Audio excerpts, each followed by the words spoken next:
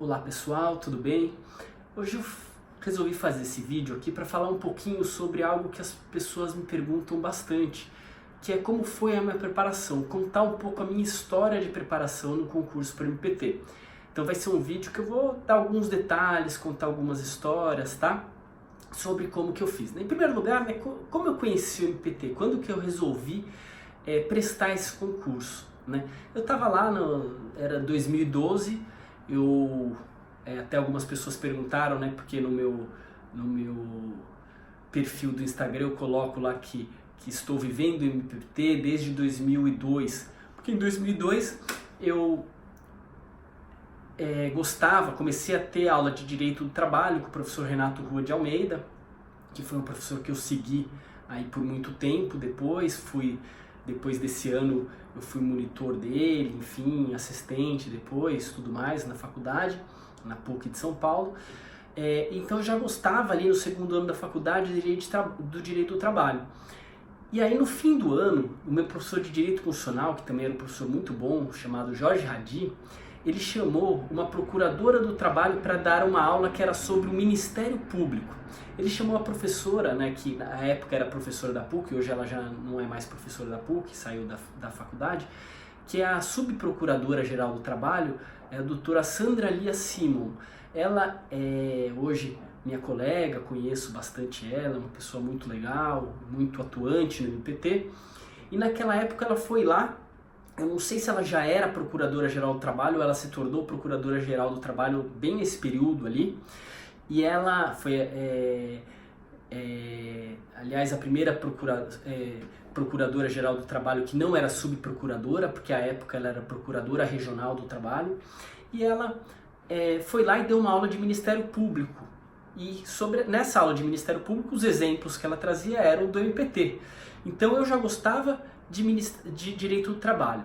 Ela foi lá e falou do Ministério Público. Todas aquelas questões do MPT que a gente conhece hoje, de trabalho escravo, enfim, eu olhei aquilo lá e falei, é isso que eu quero pra mim. Eu lembro muito de uma história que ela contou, que ela foi numa fazenda no Rio de Janeiro, em que as pessoas não tinham onde dormir e que havia um tronco e as pessoas dormiam assim penduradas no tronco. Eu lembro dessa história dela até hoje, foi algo que me motivou aí nessa caminhada. E aí a partir de então eu comecei a entrar no site do MPT e acompanhar os concursos, o que eles perguntam, quais são as matérias mais exigidas. Então, por exemplo, Direitos Humanos era uma matéria, eu vi que tinha bastante destaque desde aquela época. Então eu comecei a focar já desde essa época, olhando ali, namorando o concurso, né, sem me dedicar muito, porque eu ainda estava na faculdade, mas sempre namorando aí o concurso. Quando eu cheguei no quarto ano da faculdade, prestei a prova de estágio, fui estagiário do MPT. Aliás, lembro até um exemplo que eu dou de questão para o pessoal, que é uma questão que eu acho ótima para concurso, inclusive, uma questão que eu já dei, inclusive, para alunos nos cursos que eu faço de questões do MPT, sobre o termo de ajuste de conduta. Foi a questão da prova. E aí eu no quarto ano não tinha a menor ideia daquilo, né? Enfim, era muito difícil. Eu nem processo de trabalho tinha tido, quanto mais discorrer aí sobre o termo de ajuste de conduta, né? Sobre o TAC. Então, fiz estágio no MPT, comecei a conhecer um pouco mais a instituição e tive Direitos Humanos com a professora Flávia Povesan ali no quarto ano da faculdade. E aí no quinto ano da faculdade eu gostei muito da matéria, sabia que ela era importante para o meu concurso, resolvi também ser monitor. Eu já era monitor de Direito do Trabalho, fui no terceiro, no quarto, no quinto ano da faculdade, monitor do professor Renato Rua de Almeida. E aí no quinto ano eu fui também um professor de Direitos Humanos que eu tinha contato, que era o professor Flávio Crossi. Conversei com ele e me tornei monitor dele em Direitos Humanos também. Quando eu terminei a faculdade, fiz com o professor Renato Rua de Almeida, continuei ali como assistente na PUC e iniciei a especialização na PUC. Logo no meio da especialização eu passei no mestrado, enfim, então isso inclusive foi algo que me ajudou na minha preparação, no sentido de que eu consegui me dedicar mais aos estudos, né? Porque eu, quando me formei, trabalhava no escritório, tive problemas, acabei saindo do escritório, mas ao mesmo tempo, como eu entrei no mestrado, eu consegui uma bolsa pelo CNPq e foi algo que me ajudou por bastante tempo, que era uma bolsa para pessoa que tinha dedicação exclusiva, e isso me deu tempo também para estudar, né? Bom, e aí eu me formei. Qual foi o primeiro... comecei já a fazer os concursos. Fiz um concurso logo antes até de me formar, da Procuradoria do Município de Santos. Não passei, obviamente, e não estava nem um pouco preparado. Depois, quando eu deixei de trabalhar no escritório que eu trabalhava, abri um concurso, acho que foi em 2006, de auditor fiscal do trabalho. Aí foi o primeiro concurso que eu realmente me dediquei ali. Foi um mês de estudo que eu fiz, né? Fiz um curso aí daqueles reta final, né? Sem preparação nenhuma, mas estudei muito as NRs e tal. Até hoje eu sei bastante coisa de NR por conta desse período que eu estudei bastante as NRs. Acabei que eu não fui tão mal, porque eu fiquei por 2 questões para passar naquele concurso, mas enfim, passei. E aí depois daquilo eu comecei a fazer um curso anual, que foi quando eu passei a utilizar um método de estudos. E isso eu acho muito importante, a pessoa ter organização nos estudos e ter um método de estudos, né? Existem vários métodos de estudo, né? Então você pode ser muito bom assistindo aulas, por exemplo, né? Então você assiste uma aula, aquilo você memoriza muito. Então para você o ideal é assistir muitas aulas. A minha esposa foi assim, ela fez o concurso para Defensoria Pública e passou, defensora pública, enfim, e ela, no concurso dela, como que foi? Ela era muito boa de aula, ela se dedicando, assistindo aula, para ela era ótimo, ela lembrava tudo que o professor falava. Então ela tinha uma memorização muito boa da aula. Então o que ela fez? Ela pegou, na época que foi chegar a hora do concurso dela, ela fez um curso de manhã, que era o curso extensivo que ela estava fazendo já, e à noite ela fez um curso reta final, e à tarde ela ficava lendo as anotações de aula, porque ela também achava boa a questão das anotações de aula, que é algo que eu vou falar já já também.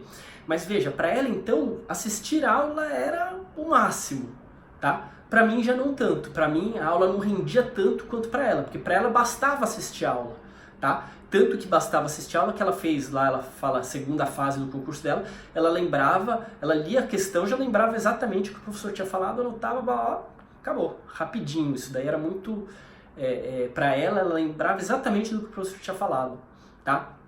Então ela tinha, então para ela, para uma pessoa, se você for assim também, se for uma pessoa que a aula é muito boa para você, assista muitas aulas, nunca pare de assistir aula, tá? Para mim já era um pouco diferente. Para mim, a minha memória nunca foi assim tão boa, então eu tinha que revisar muitas vezes a mesma coisa.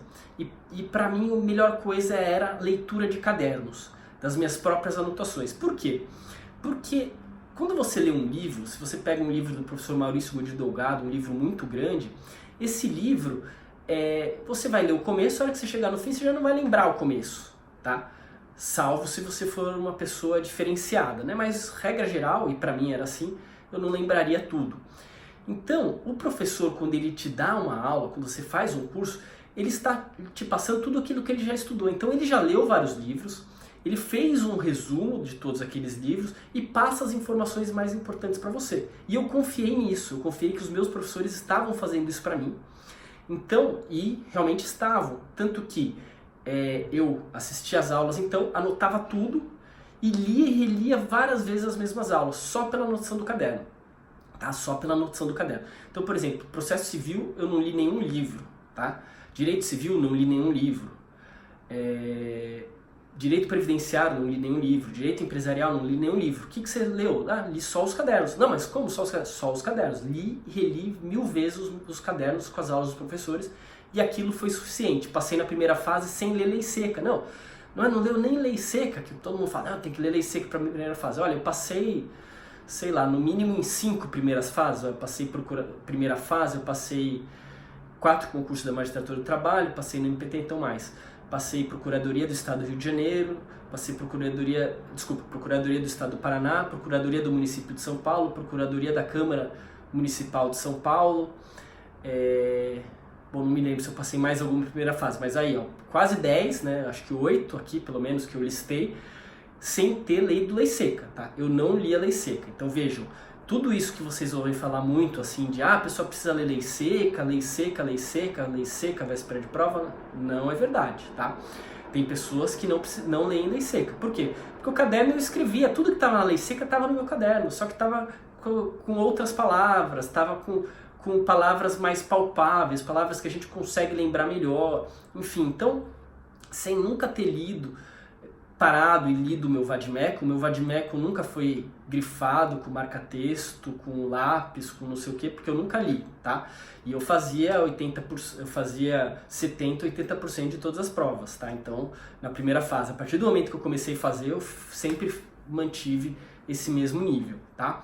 Então, para mim, o caderno funcionava muito bem. E aí, quando eu tinha uma matéria que o professor não tinha dado, alguma coisa que eu queria complementar, enfim, aí eu estudava, pegava aquele capítulo do livro e fazia um resumo. Por quê? Para eu nunca mais precisar ler aquele livro. Eu fazia um resumo junto ali no meu caderno, então, sei lá, eu colocava no meu próprio ponto de direito coletivo, acrescentava algum tema que eu tinha lido e a partir dali eu ia só fazendo as revisões. Tá? E como eram minhas revisões? No dia da aula, eu assistia a aula e eu lia tudo aquilo que eu tinha anotado, naquele mesmo dia. Tá? Então esse é o mínimo que eu acho que a pessoa que assiste a aula tem que fazer. Então se você faz a aula, se você faz um curso, né, para a primeira fase, que seja voltado para a primeira, segunda fase, você tem que focar, em primeiro lugar, em pelo menos ler, anotar tudo e ler o que você teve na aula. Por quê? Porque aí você já assistiu a aula, já leu aquilo que o professor falou, você já tem um mínimo de memorização. Além disso, eu pegava, lia essas aulas e relia as primeiras aulas, ia relendo. Então, por exemplo, você pega um caderno seu, ali você vai anotando o que o professor fala. Aí você anota na folha 1, número 1, 2, 3, 4, 5, 6.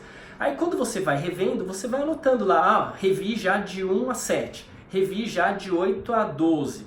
E aí você vai e começa tudo de novo. A hora que você chegar lá na última folha, sua página 100, sei lá, do caderno, você volta e começa a reler tudo de novo. Isso eu fazia programado. Eu tinha um cronograma semanal, que eu dividia as matérias todas na semana, e eu lia por tempo. Então, eu tenho 1 hora para processo do trabalho. Eu ficava essa 1 hora lendo, então ia da página 1 a 10. Fui da página 1 a 10, na semana seguinte eu iria da 11 a 20, enfim, e assim que funcionava, tá? Então, eu ia sempre lendo e relendo. Voltava sempre pro começo. E quanto tempo eu demorava? A minha meta era voltar pro começo a cada mês. Então, uma vez por mês, eu revia todas as matérias. Depois que eu terminei o curso, Depois que eu terminei o curso, eu não fiz um outro curso anual, eu peguei e falei, vou estudar por conta própria. Fiquei estudando por conta própria 1 ano e meio, mais ou menos. E revendo 1000 vezes, só acompanhando um pouco a jurisprudência, tentando acrescentar uma ou outra coisinha nos meus cadernos, mas principalmente lendo e relendo várias vezes o meu material, de modo que eu devo ter lido no mínimo umas 20 vezes cada caderno, porque era todo mês eu lia novamente os cadernos, tá? Então, e não tem uma regra, porque eu separava por tempo e aquele tempo era reservado para cada matéria, tá? Bom, isso foi o que eu fiz, né? Tem gente que lê o livro uma vez na vida e nunca mais esquece. Aí se você é uma dessas pessoas, você pode fazer. Eu tinha um amigo, né, que hoje é procurador da República, que ele fazia isso. Ele lia os livros e assim, só que ele é uma pessoa que assim, lê o livro uma vez e nunca mais esquece. E é impressionante, porque ele ficava na sala de estudos assim, lá estudando, ele chegava, ele sentava, olhava pro teto, começava a enrolar o cabelo assim, ele tem o cabelo meio compridinho assim, ele ficava enrolando o cabelo, aí de repente pegava e levantava. Aí ele voltava 1 hora depois. Aí 1 hora depois ele voltava, dava uma lidinha, olhava pro teto de novo, rolava o cabelo e ia embora e voltava tempão fora. Só que essa uma página que ele lia naquele momento valia para sempre, ele nunca mais esquecia aquela página, sabe? Então você tem que ver, né, como que é o melhor para você. Para mim, funcionou essa forma de revisar várias e várias vezes, tá? Então você tem que ver qual que é a melhor forma para você. Hoje tem muitas pessoas também que estudam por questões, então cursos que mandam os temas com base na incidência nas provas, meio que como lei seca ou questões que você coloca verdadeiro ou falso, enfim. Tem gente que faz dessa forma. Para mim não funcionaria, porque eu gostava de ler aquele material do caderno mesmo, tá? Então, mas cada um tem... Você tem que saber, então, portanto, identificar qual a melhor forma para você e ver qual curso você vai fazer, ver se esse curso que você contratou, né, o curso que você eventualmente quer contratar, se ele atende aí a essa sua necessidade, tá? Para saber o que realmente é o melhor para você, tá? Então foi assim que eu me preparei na primeira fase. E depois, né, passando da primeira fase, né, eu passei em algumas primeiras fases, né, como eu disse, Procuradoria do Município de São Paulo, Procuradoria da Câmara Municipal de São Paulo. Esse eu fui até aprovado no concurso, não sei se chegaram a me chamar ou não também, porque aí eu já tinha passado no MPT, mas prestei outras segundas fases, Procuradoria de Estado do Paraná, do Rio de Janeiro eu fiz também, mas era todo mundo, eu não lembro se eu fiz 2 fases ou se todo mundo fazia a segunda fase, enfim, mas eu fiz também. Só que essas provas eu prestava meio que assim, com o que eu tinha. Chegava lá e tentava responder sem um estudo específico, porque o meu foco era o MPT. Eu ia para a magistratura, eu fiz também segundas fases de magistratura, pensando com a cabeça de MPT. E veja, você tem que ter a cabeça diferente. Por quê?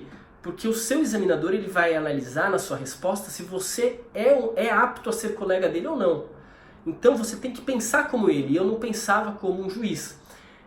Eu não sabia fazer a prova da magistratura de segunda fase, tá? Hoje eu já aprendi um pouco aí pela experiência, pelo contato que eu tive com os alunos, aprendi como que se faz a prova da magistratura, mas eu não fazia por quê? Porque eu fazia com o olhar do MPT, em primeiro lugar. Em segundo lugar, que a prova da magistratura e do MPT são diferentes. Ah, porque elas são diferentes eu não devo fazer? As provas da magistratura e do MPT são diferentes, mas isso não significa que você não deva fazer as duas. Veja bem, você só tem que saber usar a estratégia diferente para cada uma das provas, tá? Por quê? Porque o bloco de matérias são iguais, tá? Então você tem que prestar as duas, tá? Não deixe de prestar as duas, né? São vários exemplos de candidatos que são aprovados nos 2 concursos, tá? Muitos. Tem um colega meu que foi juiz do trabalho, que é amigo meu e tudo, e que passou nos 2 concursos, e assim são vários exemplos, tá?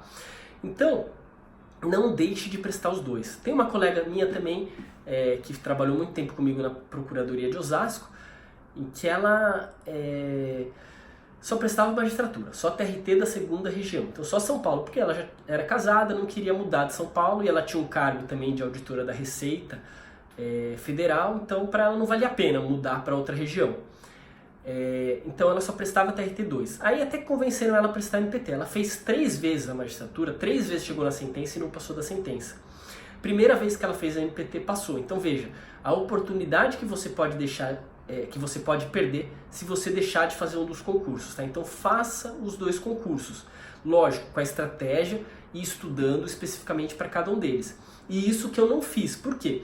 Porque a prova da magistratura ela tinha 10 questões, como também foi agora no concurso nacional, foram assim também, tiveram 10 questões. E com itens A, B, C, D e tal, eu não terminava a prova, porque eu queria dar uma resposta muito extensa, queria falar de tudo que tinha sobre aquele assunto. E isso, falar tudo sobre aquele assunto, uma resposta extensa, é MPT. A prova do MPT tem apenas 5 questões. Então se ela tem apenas 5 questões, você tem mais tempo, né? São 5 questões quando são 5 horas. 4 questões quando são 4 horas. Então, você tem mais tempo para responder. Então, são provas com estratégias completamente diferentes.